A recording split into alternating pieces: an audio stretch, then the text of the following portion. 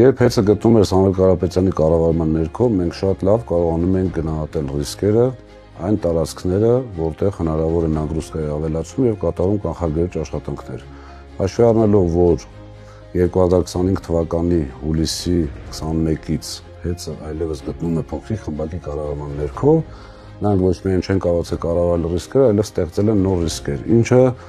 բոլորը զգացին իրենց բնականներում, առավելևս այն մարդիկ, ովքեր շատ երկար տևական ժամանակ չեն ուզեցել հոսանք։ Դա բնականաբար նշանակում է պատճառը ոչ միայն նյութական, այլ նաև հոգեբանական վնասներ,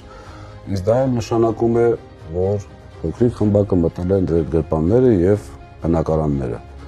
Էլ չեմ ասում նրա մասին, կառավարման վերցնելուց հետո էականորեն շեշտակի շատացել են բողոքները էլեկտրոէներգիայի ծախսի վերաբերյալ։ Ինչպես հիշում եք,